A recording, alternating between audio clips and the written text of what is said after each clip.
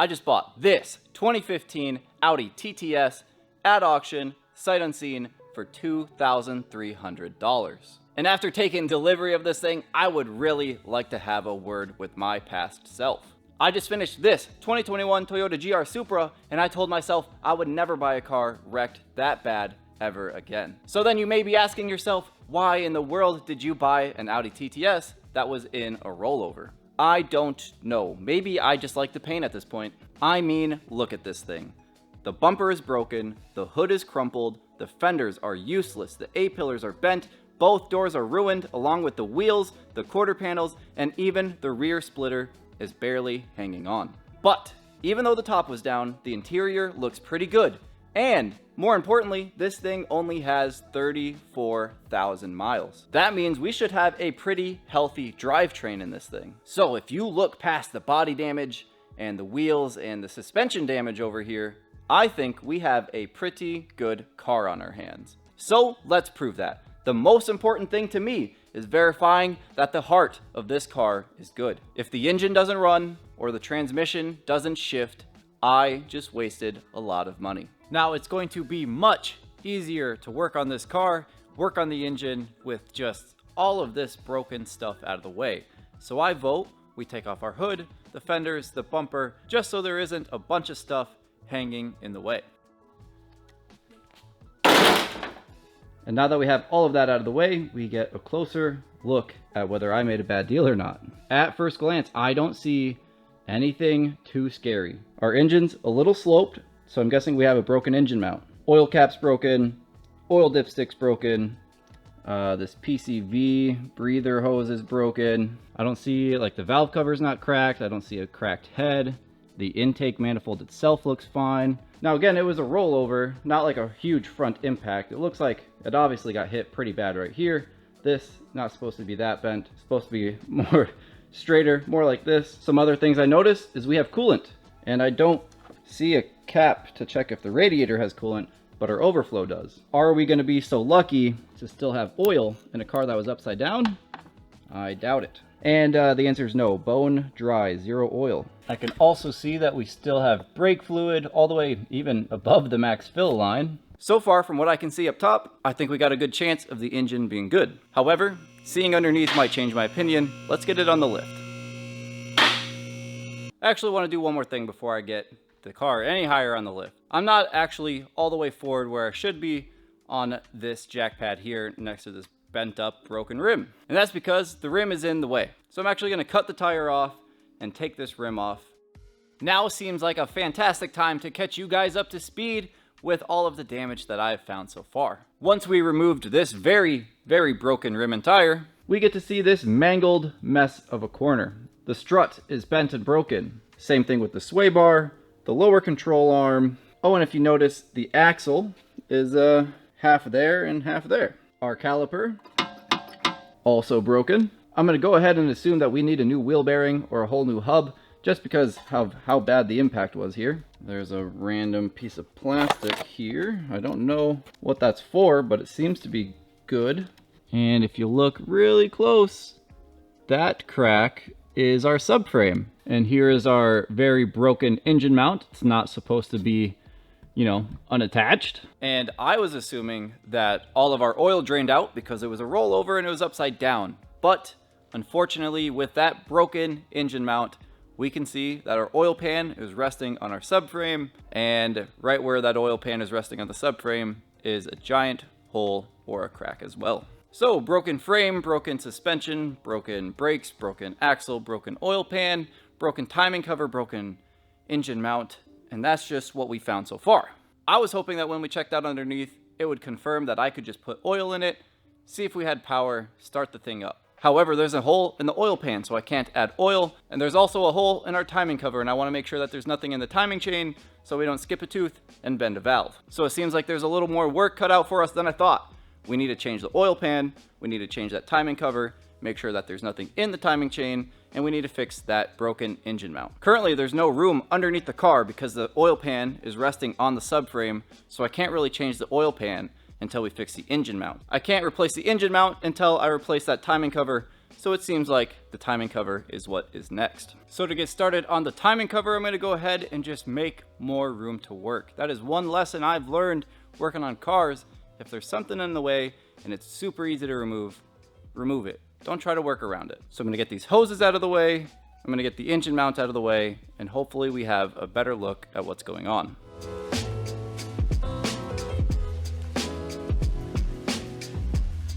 Well, this car is full of surprises, mostly because I'm very new to Audi. This is the first Audi I've ever owned. I don't know much about them.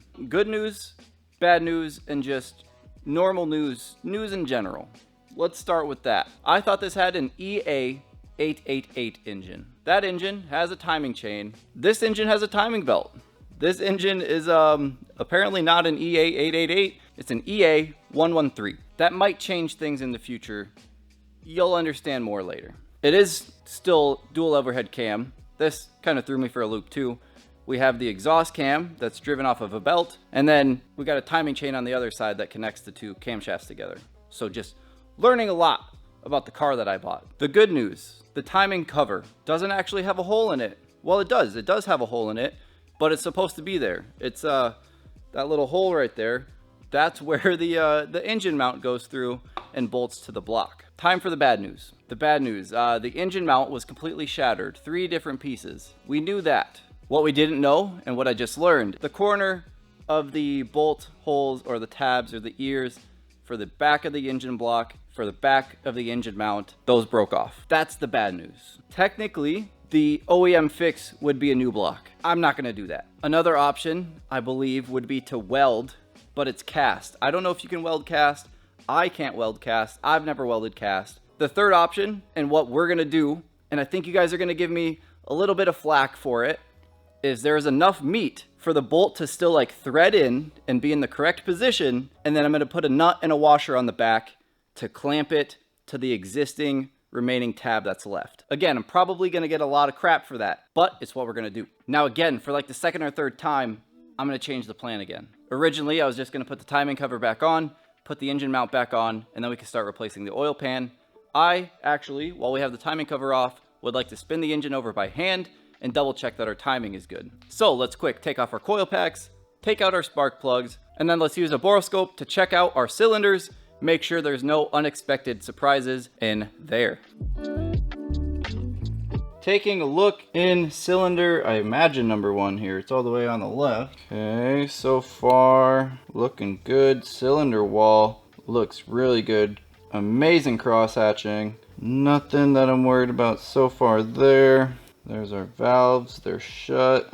Happy with cylinder 1. Out and into cylinder 2. Again, piston looks good. Cylinder wall, normal. Looks like intake valve slightly open. Don't see any nicks on them. Got some oil in there though.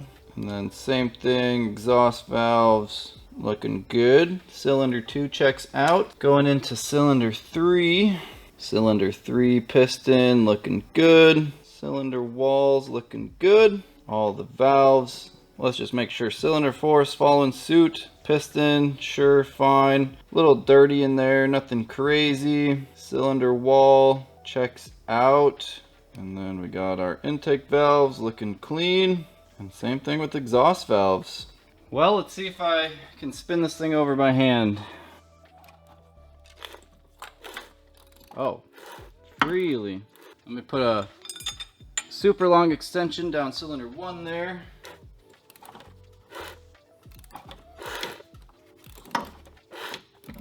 I can hear us rubbing on plastic somewhere. Don't know what yet.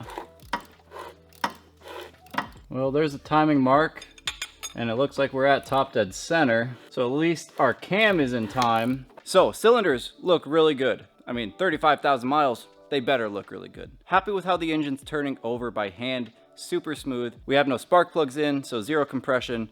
It just spins over. Like, very good. Still concerned about the rubber plastic rubbing noise I'm hearing. If I turn the engine on and ignore this noise, and it turns out that we're rubbing the timing belt on some plastic, and I cut the timing belt, engine go boom, not happy. But I think it's best, if we're safe, and just investigate a little bit further. So I just need to tension the serpentine belt tensioner, take off the serpentine belt, unbolt the harmonic balancer, so we can take off that lower timing cover and just take a little bit of a closer look.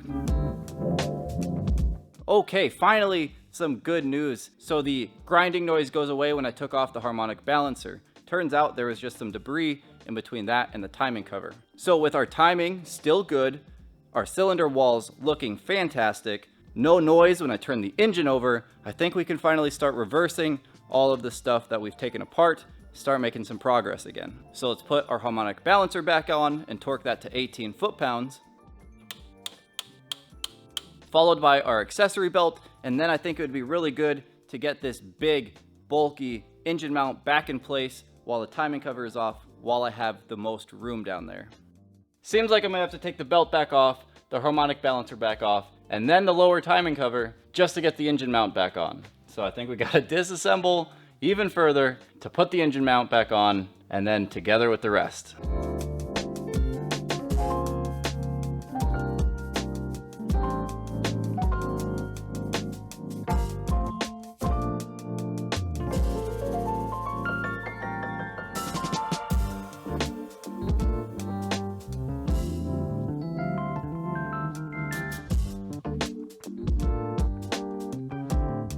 That took a little bit longer than I thought it was going to take. Honestly, most of the time was me taking the bolt in and out of the engine mount and cutting it a little bit shorter each time until I had the perfect length to have it all the way through, the nut on the back, and not run into anything else. So we basically have the bottom half of the engine assembled or reassembled from what we had. So we had the lower timing cover on, the harmonic balancer, the tensioner, the accessory belt, and of course, all of that we had to take off to put the engine mount on, and that is very firmly in place as well. Quick little interruption.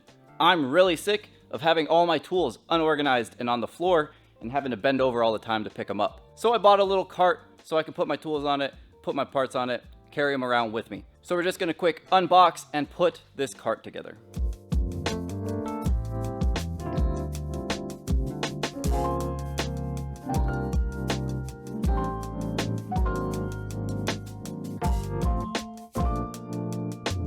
All right, look at that. That is going to save a lot of time, believe it or not. Instead of bending over constantly to pick up tools or being unorganized and keeping them on the cowl of the car, I got all my parts or all my tools right next to me, nice and organized. And now we can finally carry on to reassembling the top half of our engine. That being the top timing cover, coil packs, spark plugs, hoses, the coolant overflow, and the engine mount.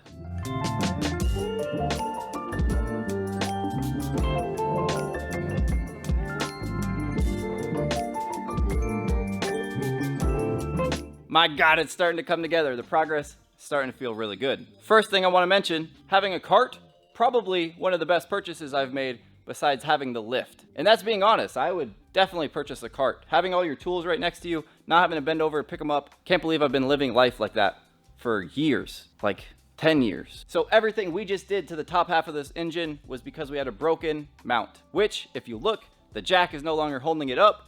The engine is being supported solely by the weight of the mounts. And while we were so deep in there doing the engine mount, we verified so many things. We verified that the cylinders look good. We verified that the timing belt looks good. We verified that the engine rotates over nicely by hand, and we verified that the engine is still in time. If we didn't have a giant hole in our oil pan, I would say we're ready to start seeing if this thing will run. Unfortunately, we do have a hole, meaning we have no oil. So it's finally time to get this car back in the air and take off our old oil pan. I suppose while we're down here, we'll also do an oil change, based on how there's no oil in it. So we should remove the filter. Now, believe it or not, 36mm socket for this oil filter housing. I don't have that size. Adjustable crescent wrench. Hopefully gets the job done. Nope. No, it does not. I do, however, have an 1.5" size socket, which is too big, but it's all I got. So hopefully don't break it.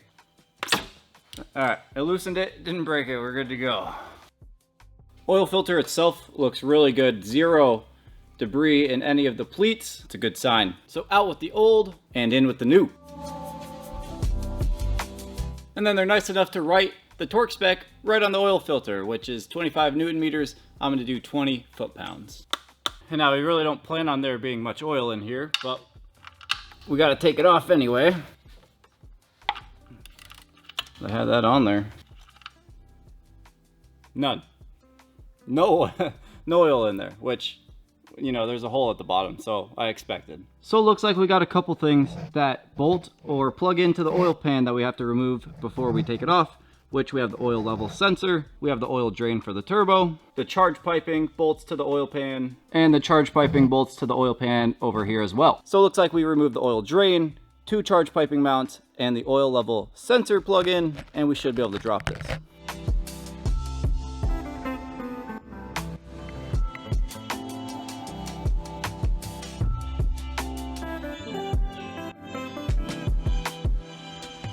Well, this is not the way I wanted to end the night, but I had to order 2 different socket sets off Amazon. They'll be here tomorrow. I already have triple square socket sets, but I need a really long skinny one to take this oil drain off because the drain is a metal pipe that curves right in front of the bolt, so a socket doesn't fit.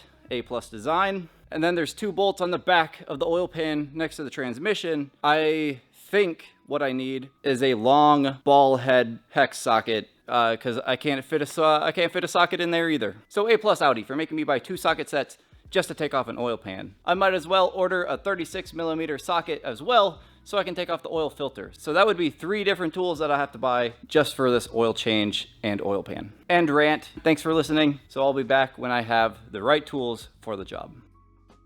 Thank you, Amazon, for 1-day delivery, saving my butt again. I don't know where I would find long triple square socket set like this local to me. So thankfully, Amazon has 1-day delivery where I live. But maybe I'm speaking too soon. Let's see if this is actually going to solve our problem and get this oil pan off. Well, this is the next thing that I was worried about. The oil pan runs into the subframe when I'm trying to take it off. I was hoping I could snake it out the side. I cannot. I should correct myself. It's not hitting the subframe. I don't want to call it. It's hitting the subframe. It's some metal bracketry that bolts to the subframe. I believe the only thing that it's holding up is the radiator. So I'm going to use a hoist jack to hold up the radiator, unbolt this bracket, and then I think our oil pan will come off. There we have it. Oil pan is off. It looks pretty good in there. I can't really see too much, right? I can't see any bearing material. I can't see the crankshaft or anything. But 35,000 miles, and I definitely believe it. The engine's clean. Everything just wiped off. I did wipe it off before I took these shots, but there was nothing in the pickup. I didn't see any glittery mess. Happy with that. The oil pan does have some debris in it, but let's take a clean towel, wipe it up, and see if it's glittery or if it's just mess from me taking it off. All right, starting with a pretty clean towel here. Let's see how it looks.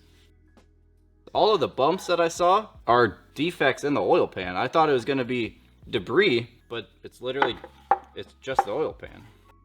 Yeah, there's 0 glitter on this at all. Listen to how rough this oil pan sounds with my hand.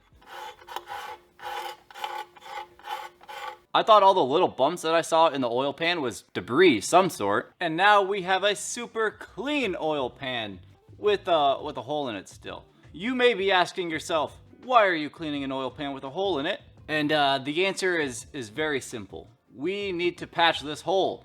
The oil pan that I ordered used to replace this was supposed to be here today. Unfortunately, it hasn't even left the state that I ordered it from. So I have no clue when I'm gonna get that oil pan. So we're gonna JB weld that hole, and that's gonna be our temporary fix until we get a new oil pan. We can't stop the progress of this video just because USPS doesn't want to ship my oil pan. So I cleaned the oil pan pretty well. I cleaned the hole up really, really well. Let's JB weld it.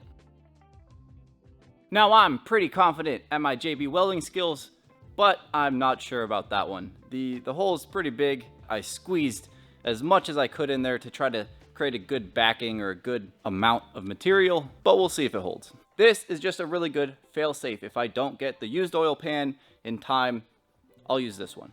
Now we need to find something to do for 24 hours, and I can think of 3 things in the engine bay that need our attention. However, if you remember, I just took that metal bracket off that holds up the radiator. So we need to put that back on temporarily. I'll just put like 4 bolts into it so the radiator don't fall out. The 3 things in the engine bay that we got to do, 2 of them super easy. The third one, I think, kind of easy. We'll find out. But it's just the oil cap, the oil dipstick, and then this broken PCV breather. While we were here and had nothing else to do, I went ahead and checked the air filter, and that was good too. So now, next time you see me, I'll either have a new oil pan or we're gonna put the one with JB Weld on. We'll find out, because right now I don't even know. It is a happy day because we have the new oil pan and I don't have to use the JB welded one. But we have some things that we need to move over from the old pan to the new pan. I think only 2. There's an oil level sensor on the bottom, and there is a little bit of a splash tray, I'll call it, on the side. So we can take those off, put them on the new one. I do actually want to test to see if my JB Weld would have held. So I'm going to just prop it up, pour a little bit of oil in, and we'll let it sit there and see if any oil seeps out. Okay, got everything of importance transferred over. I bought a really cheap oil pan off eBay. I think a quarter of the price of a new one OEM. And it did not come with the bolt holes threaded for that little splash tray. I tried to thread them, but it's not even drilled to the correct size. And it's just not worth it to me. I do not want to spend the time drilling and tapping that and possibly ruin the oil pan. So with the oil pan sorted out, ready to go, we need to do the same thing to the block. So let's get the hoist stand back in place, holding up the radiator, drop down this subframe, as I've been calling it, and then I'm going to use a carbide scraper to gently remove any gunk in the way of the mating surface. Before we install our oil pan, we need to make sure that the oil stays inside the oil pan. It doesn't come with a gasket.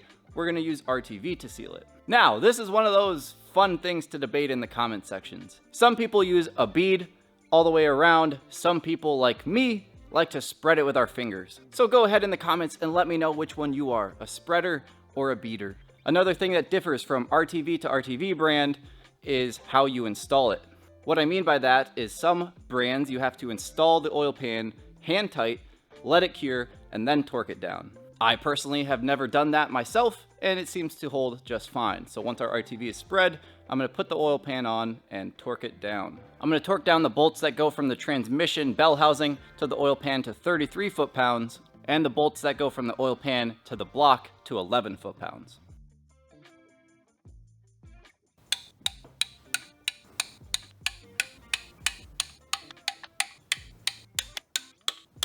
And now that the oil pan is torqued down, I can plug in the oil level sensor and then bolt in the oil drain for the turbo and the 2 mounts for the charge piping.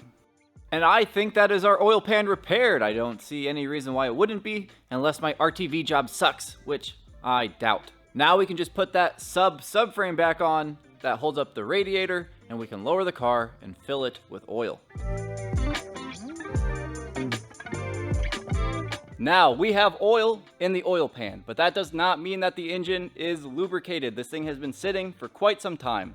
So I want to pop out the spark plugs, pull the fuel fuse, and then turn the key to start turning the engine over and get oil flowing.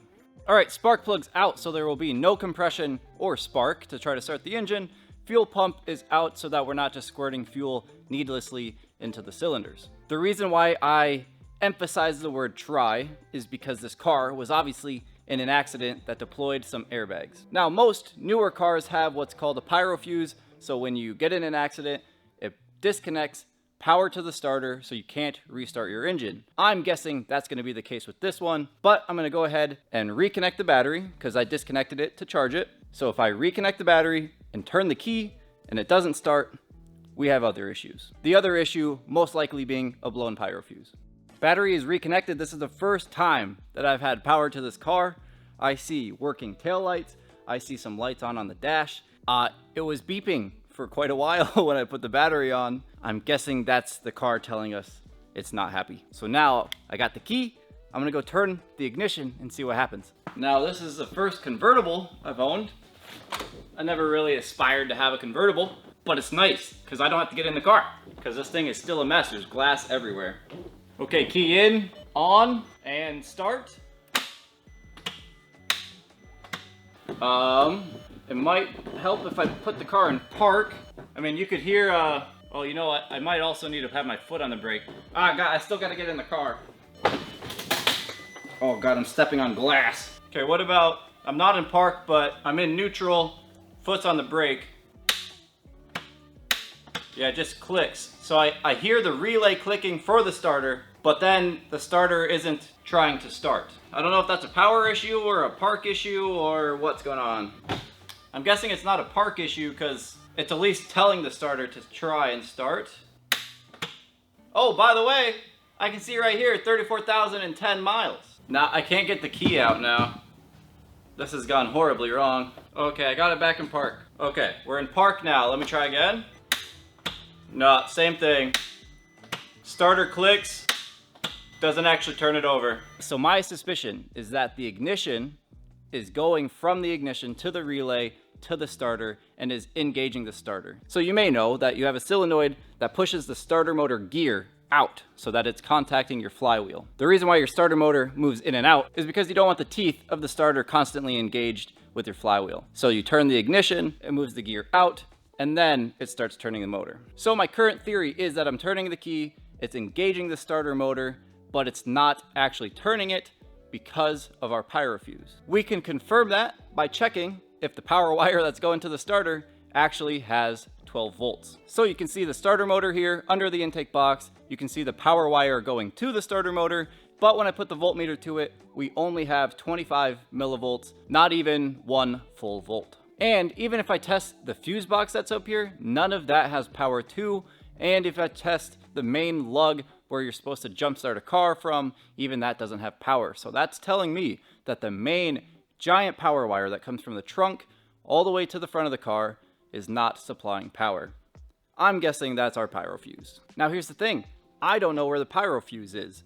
I'm hoping it's on the battery because that's where the Toyota GR Supra was, and it was super easy to change or at least rig it up so that I could continue on with the project. If this was a Porsche, then it would be under the dash and I'd have to take apart the entire dash just to change a fuse. Luckily, that's not the case. Let's go test our battery for a blown pyro fuse. So now you can see that the battery itself has 12 volts, even more a little bit because it's been on the charger recently. So our battery has super good voltage. And from there, I'm just gonna start spreading out from the battery. Does this little lug have power? Does this one have power? Does this one have power? And then we get to the biggest one. And guess what? The biggest one does not have power to it. And that is the one that goes to the front of the car.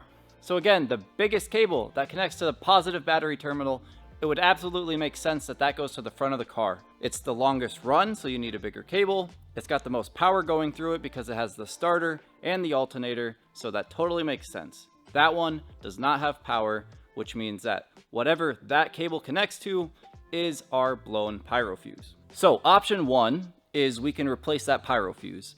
I haven't bought that yet, so that would take way too long for the context of this video. Option two is you can just honestly run jumper cables from the main battery cable to the post that's not getting power, and obviously the jumper cable is going to jump over the pyro fuse. I decided that I wanted to be a little extra, and since I'm going to do this more than once, I just made a custom cable that I can just keep in the garage and not have to have a 20-foot long jumper cable, get it out of the bag, and set that up every time. So now we can put this custom cable that I made in place. Okay, so now we are jumped from positive all the way to the wire that goes to the front of the car. And obviously I have a very thick cable, so we're not gonna melt it or set it on fire. I'm gonna go ahead and reconnect our negative terminal now. And now if I come back up to the front of the car, I can retest the fuse box, that jumper cable spot, and our starter and see that we have 12 volts at all 3 locations now. So now we can go ahead and do attempt 2 at turning this engine over. And again, the car should not start. It will not start. In fact, we don't have spark plugs or coil packs. We're just cycling the engine over with the spark plugs out, so there's 0 compression to cycle oil through the engine. So again, I don't know if I need brake pressure for this to happen, but let's find out. So again, I'm gonna do no brakes right now, see what happens.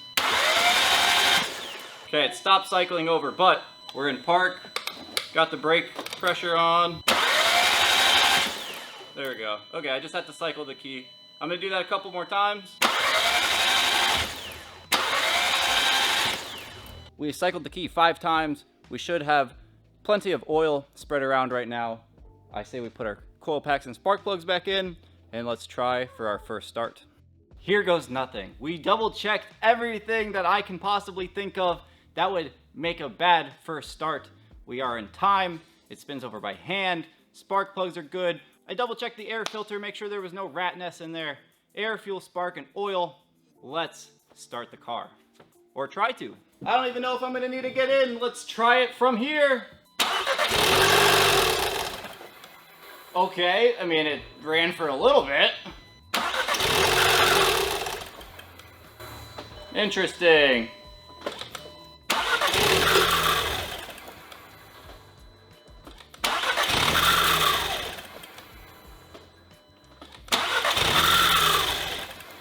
I don't know if I'm excited or not. We obviously have some sort of issue preventing it from running, but it starts. It started 5 times, in fact. I don't think it's impossible that something is telling the engine to turn off because of, deployed airbags and something else maybe. Maybe it knows that it has a pyro fuse deployed and it turns off on its own. No clue.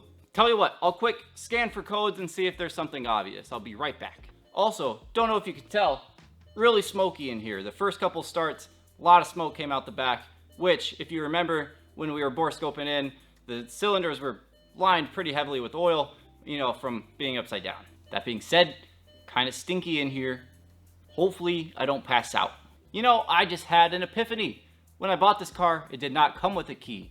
I bought a key from Audi, straight from the dealership. I forgot to have it programmed.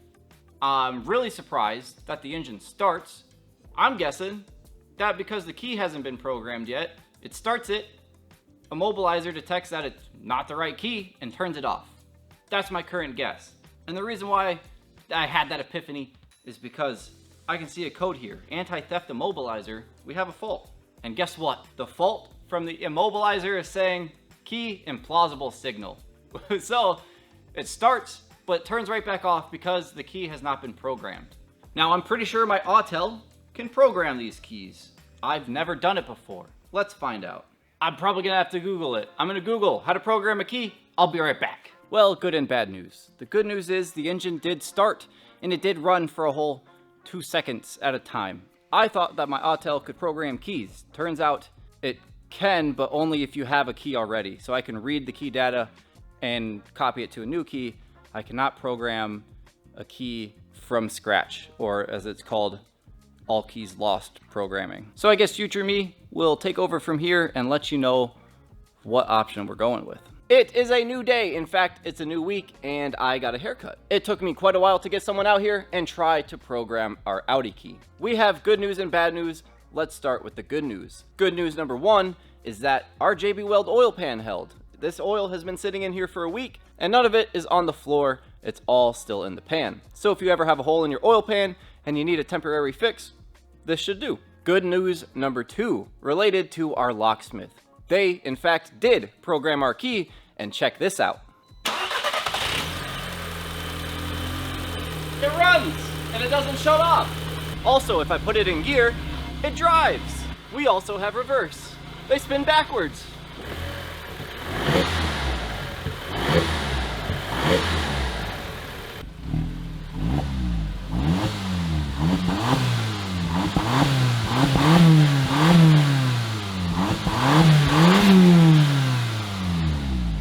And now that we have verified that the heart of this car is good, we can talk about the important stuff.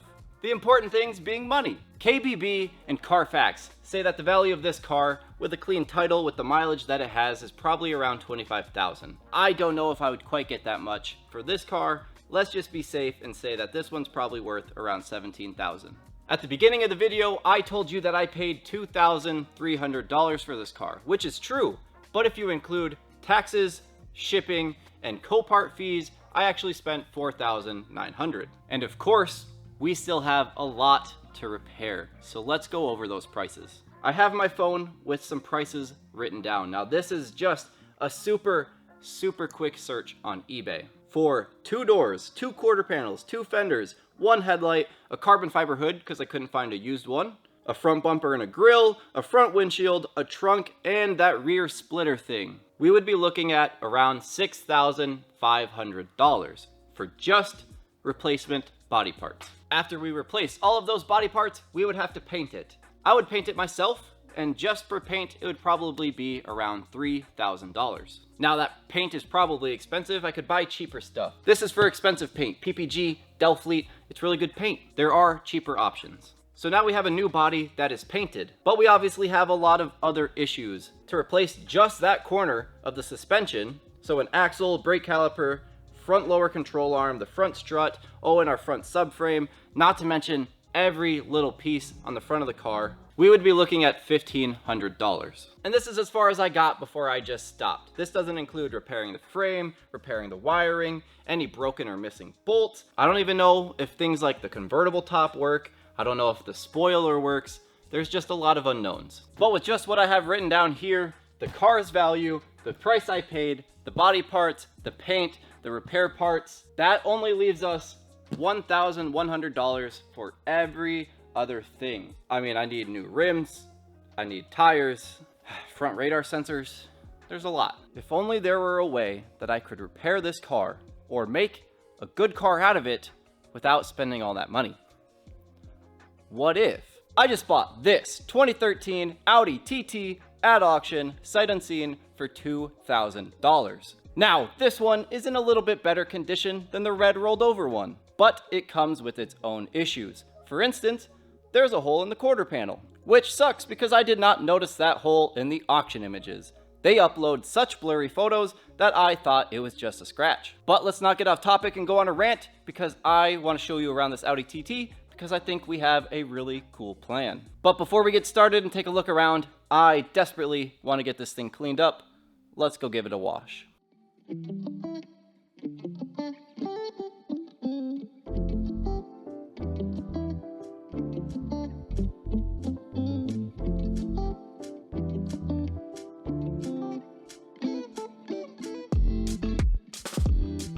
Well, that's a little better. I didn't really expect perfect, but I expected a little bit better than this. Apparently, I think there's a lot of tree sap. I'm gonna try some Goo Gone, see if I can get this just a little bit better before we start looking at it.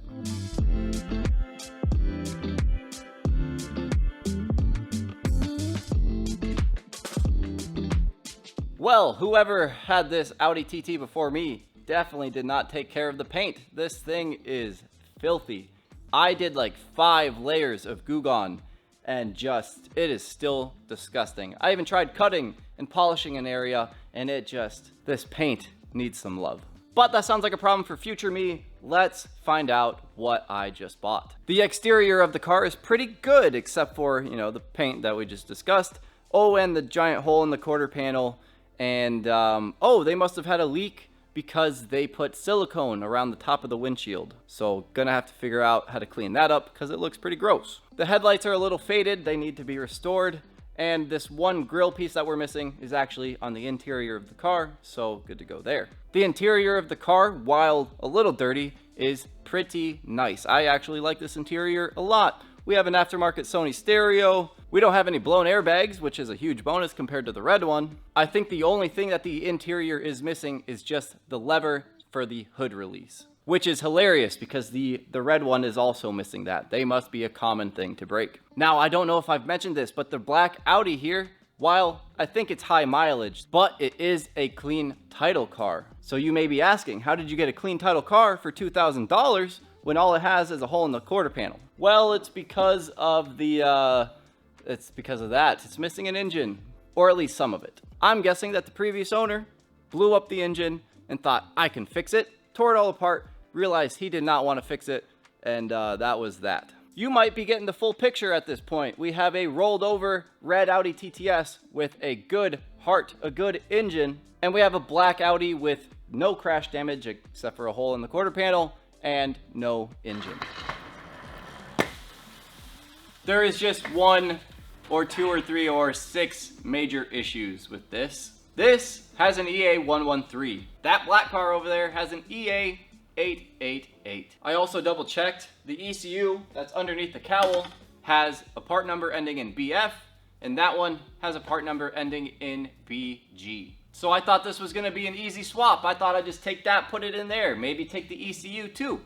I don't think it's gonna be that easy. I don't know if the wire harnesses are the same. I don't know if the pinouts on the ECU are the same. I know that the ECU in this has an immobilizer that's attached to this car's key. So even if I took this ECU, I'd have to figure out how to pair that ECU with that key, or disable the immobilizer entirely. Or I could take everything out of this car that has the immobilizer, which I think is the ECU, the transmission controller, the instrument cluster, the key, the BCM, which is the body control module, the immobilizer itself that detects the key, and I don't know if I said the ignition.